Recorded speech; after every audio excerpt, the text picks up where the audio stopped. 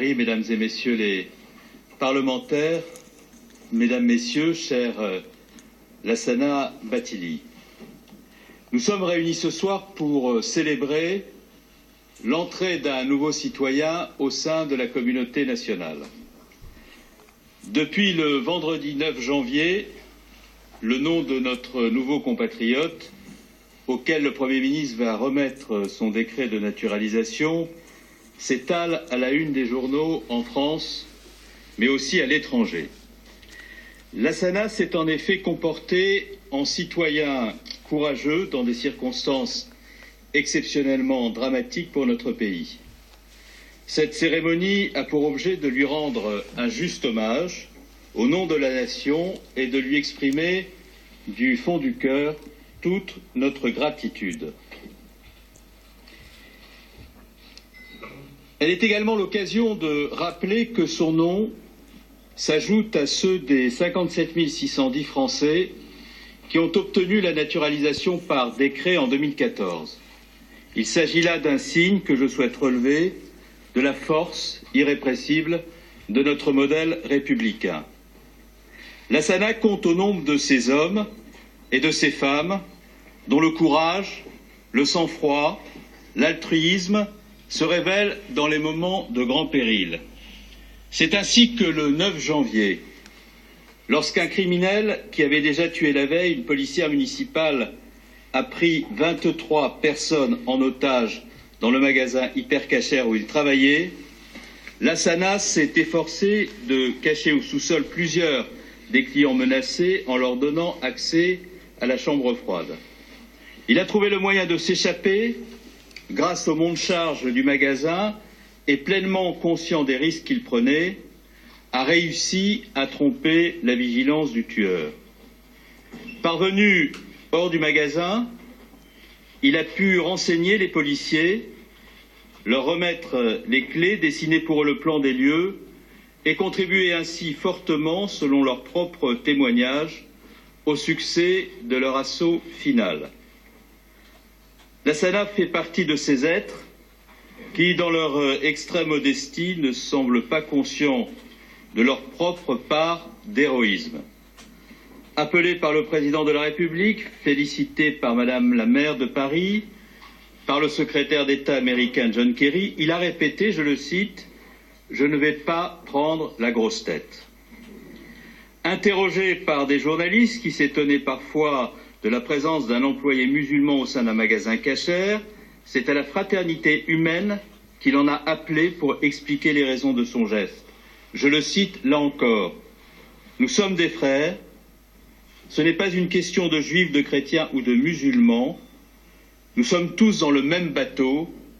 Il fallait qu'on cède pour sortir de cette crise.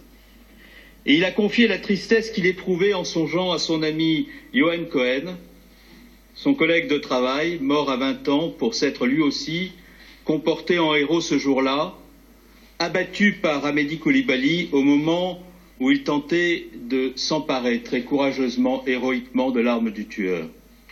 Cette cérémonie est l'occasion de saluer le courage de Yohan Cohen, d'exprimer notre immense compassion pour toutes les autres victimes du tueur, ainsi que pour leurs familles qui sont aujourd'hui confrontées à un deuil immense.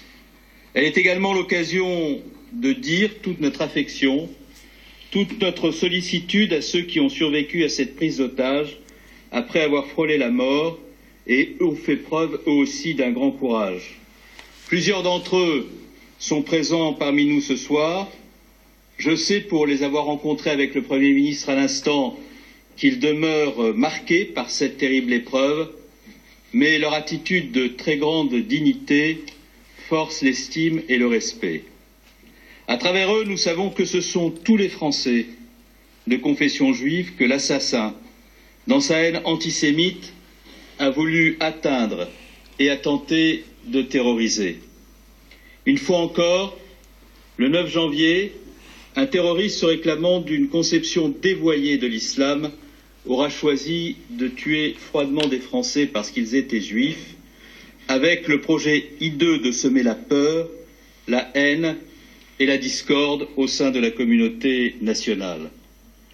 Mais il n'avait pas prévu qu'un jeune employé musulman contribuerait à secourir des otages juifs et que ce geste de courage et d'humanité deviendrait le symbole d'un islam de paix et de tolérance, celui que pratiquent des millions de nos concitoyens musulmans qui ont été eux aussi horrifiés et endeuillés par les crimes des terroristes. D'une certaine façon, ce qui a été mis à l'épreuve ce soir-là, dans ce magasin hyper cachère, c'est notre capacité à répondre à la violence et au fanatisme en nous rassemblant de façon fraternelle et confiante au sein de la République. Celle-ci, vous l'avez dit souvent, Monsieur le Premier ministre, magnifiquement à l'occasion de votre discours de mercredi dernier, accueille et protège tous les Français de toutes origines et de toutes confessions. Elle ne connaît que des citoyens. Parce que je connais votre modestie, cher Lazana, je sais que vous ne m'en voudrez pas si j'associe également à l'hommage que nous vous rendons ce soir d'autres personnalités remarquables qui se sont manifestées au cours de ces sombres journées.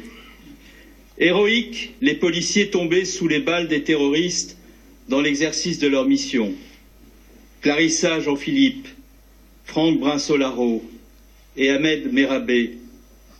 Courageux les dessinateurs et les journalistes qui entendent demeurer libres en bravant les menaces que font peser sur eux des fanatiques. Admirables, les policiers du RAID et de la BRI, les gendarmes du GIGN qui ont mené l'assaut contre les terroristes et ont libéré leurs otages. Bouleversantes, ces personnes ayant échappé aux balles des tueurs et qui se sont précipitées au chevet des blessés. Émouvants et sincères, les millions de Français qui sont descendus dans la rue en dépit des rumeurs d'attentats pour dire ensemble leur tristesse immense et exprimer ensemble leur attachement indéfectible aux valeurs de la République. Alors, devons-nous croire à la mise en garde terrible de Bertolt Brecht? Malheur aux peuples qui ont besoin de héros, interrogeait-il.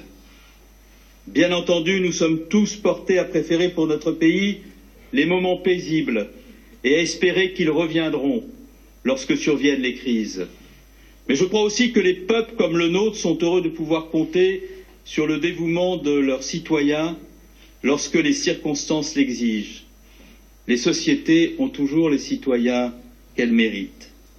L'histoire de la Sana est ainsi également une illustration de la réussite de ce qu'est la République, de notre modèle français, de ses institutions, des valeurs sur lesquelles il repose, l'école, le travail, l'égalité républicaine devant la loi. Ce modèle a été fortement attaqué par ceux qui voulaient l'atteindre. Il est important de rappeler aujourd'hui ses mérites lorsqu'ils apparaissent de façon aussi éclatante.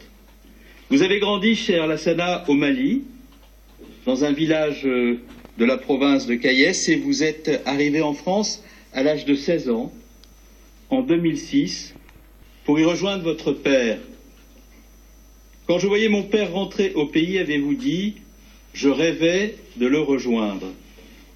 Votre histoire, ainsi, est celle d'un grand nombre de vos compatriotes maliens, pour lesquels l'immigration, en France, mais aussi dans d'autres pays, constitue à la fois le rêve d'une vie meilleure, un signe d'ouverture au monde, sans cesser d'être un déchirement et un déracinement.